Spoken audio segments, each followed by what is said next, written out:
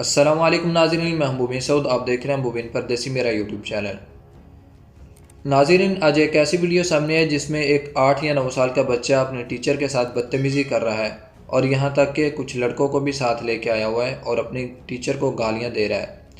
نہ جانے وہ کتنی دیر سے اپنے ٹیچر کو تنگ کر رہا ہوگا، کتنی دیر سے وہ اس کو گالیاں دے رہا ہوگا، جس وجہ سے اس نے مجبور ہو کر اس ٹیچر نے اس کی ویڈیو بنائی۔ ویڈیو مکمل نہیں دکھاؤں گا اس لیے کہ وہ اس میں گالیاں بہت زیادہ دے رہا ہے، تو اس وجہ سے میں مناسب نہیں سمجھتا کہ آپ کو ویڈیو مکمل دکھاؤں۔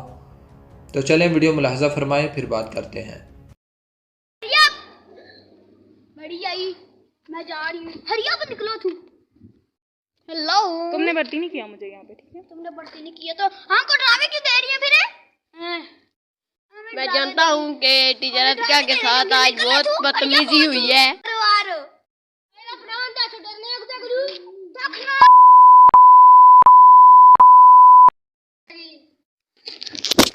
میں تو سیانا بند کرو۔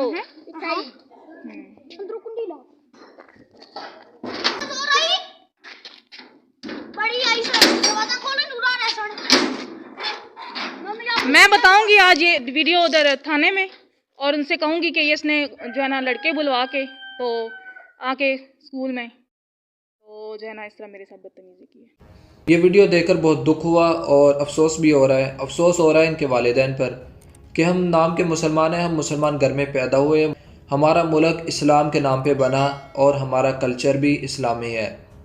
یہ سب باتیں کرنے کی حد تک بات ٹھیک ہے، نہ ہمارے گھروں میں اسلامی ماحول رہا، نہ ہمارے ملک میں اسلامی ماحول رہا، اور نہ ہی ہمارے اسکولوں میں اسلامی ماحول رہا۔ جب ہم اسکول میں پڑھتے تھے، اتنا پرانا دور بھی نہیں ہے، تو ہمیں اسکول میں کلمے، نماز، یہاں تک کہ نورانی قاعدہ تک، قرآن پاک کی تعلیم تک دی جاتی تھی۔ یہاں بھی آج بھی ہوتا ہے، سب کچھ ہوتا ہے، لیکن میں اسمبلیوں کی بات کر رہا ہوں کہ اسمبلی کے اندر اب نہ نماز پڑھائی جاتی ہے اور نہ کلمے پڑھائے جاتے ہیں، نہ ہی دعائیں پڑھائی جاتی ہیں، اور نہ ہی بچوں کو کچھ سکھایا جاتا ہے۔ بس بچے اسکول میں جاتے ہیں، جو کتابوں میں ہے وہ پڑھا اور آگے، اور اسی طرح ہمارے بچے پھر کالجز میں جاتے ہیں، پھر بڑے عہدوں میں بیٹھتے ہیں۔ تو جب وہ سب بچپن میں یہ سب کریں گے تو کیسے وہ بڑے ہو کر بڑوں کا اکرام کریں گے، بڑوں کی عزت کریں گے، یا چھوٹوں پہ شفقت کریں گے؟ کیسے وہ دینی ماحول کو نافذ کر سکیں گے؟ اگر ہم بات کریں تو سب سے پہلا مدرسہ، سب سے پہلا اسکول ماں کی گود ہوتی ہے۔ یقیناً آپ آج دیکھ رہی ہوں گے، جب کہ ان کو کلمہ سکھانا چاہیے، دعائیں سکھانی چاہیے، یا کچھ دینی تعلیم دینی چاہیے، بڑوں کا ادب بتانا چاہیے، یہ سب چیزیں بتانی چاہیے، اس وقت بچوں کو موبائل دے دیے ہیں اور اس میں کارٹون وغیرہ کر کے دے دیے ہیں۔ یقیناً بچے جو کچھ دیکھیں گے، جو کچھ سیکھیں گے، وہی کچھ کریں گے۔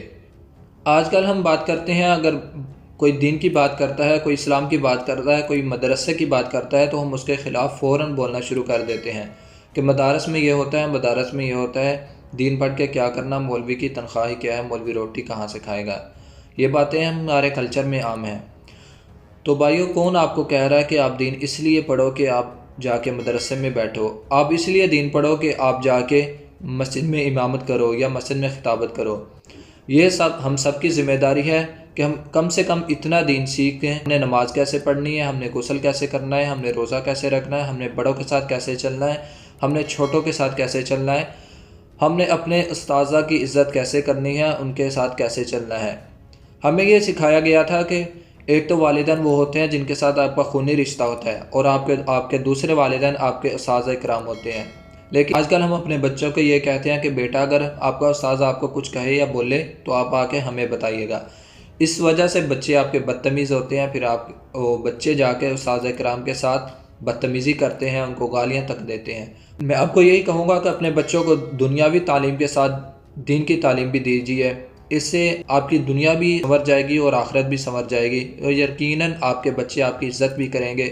اگر مدرسے کی بات کریں، مدرسے کے خلاف بولنے والوں کو میں یہ کہنا چاہتا ہوں کہ مولانا طارق جمیل صاحب بھی ایک مدرسے میں پڑھے ہوئے ہیں، مفتی طارق مسعود صاحب بھی ایک مدرسے میں پڑھے ہوئے ہیں، مفتی تقی عثمانی صاحب، مفتی رفیع عثمانی صاحب، پیر ثاقب رضا مصطفی صاحب، اور جتنے بھی بڑے بڑے یہ علماء کرام، یہ سب مدرسے میں ہی پڑھے ہوئے ہیں، اور یقیناً اللہ نے ان کو اتنی عزتوں سے نوازا ہے کہ لوگ ان کے جوتوں کو اپنے سروں پہ رکھنے کو بھی سعادت سمجھتے ہیں۔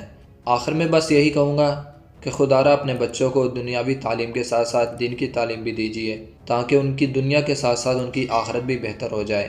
یقین جانیے اگر آپ اپنے بچوں کو دنیاوی تعلیم کے ساتھ ساتھ دین کی تعلیم بھی دیں گے تو کبھی کوئی بچہ اپنے استاذوں کے ساتھ ایسے بدتمیزی نہیں کرے گا جیسے یہ بچہ کر رہا ہے۔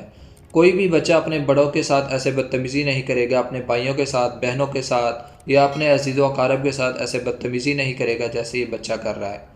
اپنا بہت سارا خیال رکھیے گا، ملتی ہیں ایک نئی ویڈیو میں نئی اسٹوری کے ساتھ، تب تک کے لیے اللہ حافظ۔